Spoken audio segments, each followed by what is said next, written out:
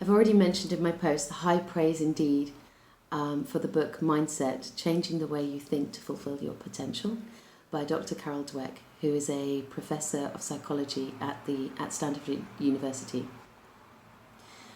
I want to jump straight into the definition of growth mindset versus fixed mindset, a concept that she's developed to orient and ground everyone. But in this video specifically, I'd like to explore or explain my belief of the potential for growth mindset in the workplace. So growth mindset, very briefly, is the belief that your intelligence is not static, it can develop. The brain is elastic, it is a muscle, let's say, hypothetically, and can grow. So therefore, the abilities you have are not static. By contrast, the fixed mindset believes that what you have is what you've got. So your intelligence is static, it's fixed. There are some things you can do, there are some things that you can't. So in her book, Dr. Dweck actually applies this concept of growth mindset versus fixed mindset to many disciplines, many aspects of life, from sports to relationships, coaching, parenting, teaching. As I mentioned, I want to focus on the workplace because that's where we spend, if we're working, a lot of time in our lives.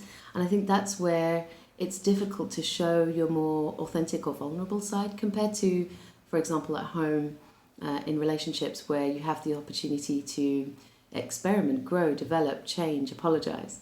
The workplace sometimes can be a place that is perceived as less forgiving. I want to also comment that although I touched on those things, or Dr. Dweck talks about sports, relationships, teaching, coaching, it really is something that you can see as foundational for really the human condition. It's really your mindset or your approach to how you approach new tasks, new challenges, how you receive feedback, how you approach learning and development and growth. So let's look at in the workplace, what do people with a growth mindset look like versus fixed mindset? Let's start with the growth mindset.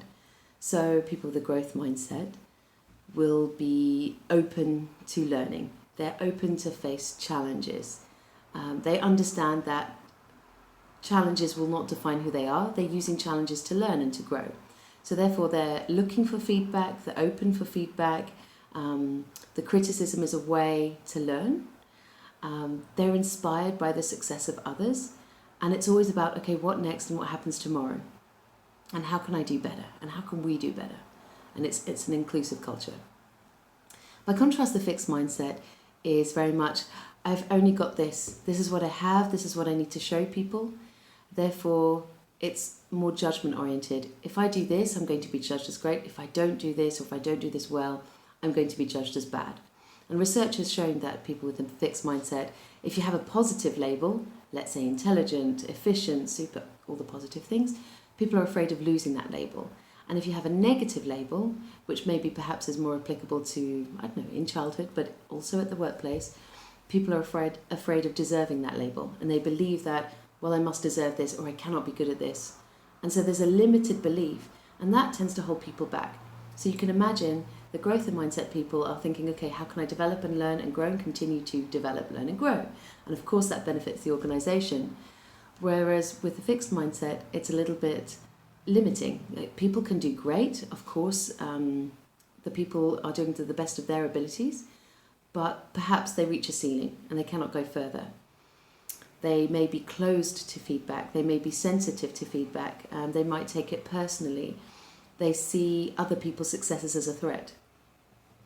And what does growth and fixed mindset look like in leadership? It's a little more difficult to pin down. Our leaders have to be driven, they have to deliver, they have to inspire, and you can do this in both. And by the way, it's worth saying a popular misconception is that you're one or the other. Of course, we are complex beings, one of the beauties of the human condition, and we can default to either. I think for the sake of argument for this, try and consider what your default orientation is when you approach learning, when you approach the uncertain. How do you embrace or approach that? What is your reception to feedback? How are you typically thinking about the environment you're in? So this will start to give you some clues. Leadership in the fixed mindset is very much about validation. So remember, fixed mindset believe that these are their abilities and they're finite, and they're trying to maximize those as they are. So it's very much about judgment. So validation, look at me, look at what I've done. And the team might be selected on pedigree, nothing wrong with that. But of course it's about that the team is there to deliver their plan, their genius, their excellence, and look at what I've done. It could be maybe short to medium term. There could be a high turnover in this team because people are not about creativity, innovation, learning. It's very much about delivering this excellent plan. I'm speaking very black and white, but just to illustrate. By contrast, the growth mindset leadership will be very inclusive. Hey, I need a team built around me that have the same vision as me, have the same motivation and passion to deliver. Less about pedigree and more about mindset. How do we approach things? How can we approach things together? How open are we to experimentation, to taking criticism and to learning? And how can we make tomorrow better? And how can we do better for the organisation? How can the organisation be better tomorrow? So here the fulfilment tends to be more long term. There tends to be less turnover. Then the leadership is also more inclusive and willing to share the credit. So the impact on the workplace, I think, is quite profound, and I'm very conscious of time. I don't want this video to be a long one. I think the point is here, how often do you hear in the workplace, what does good look like? And when we say what does good look like, we think about projects, typically. We look at KPIs. We don't often talk about people. And if we do talk about people, we tend to talk about the high performers, which is about, performance-based as opposed to behaviour-based. So this person was great because they delivered this. And I wonder if we start to think in a more medium to long term, as we start to value authenticity in the workplace, as we start to expect that from our leadership as well. Growth mindset, or this concept of how we behave, and not just about good communication, good teamwork, inclusiveness, but our genuine orientation to how we get out of bed for the day, how we approach the day, how we think about tomorrow, how we think about our contribution, how we think about the team's contribution. I think the potential for mindset here in the workplace is something that is very powerful, potentially more powerful than some of the other concepts about how we are high-performing teams. If we're thinking of ourselves as individuals coming into the workplace and we all start to think in this way, then we can still have the individual dynamism, the dynamics of this person's greatness and the other person's greatness, the push and pull of different people's strengths, how we complement each other.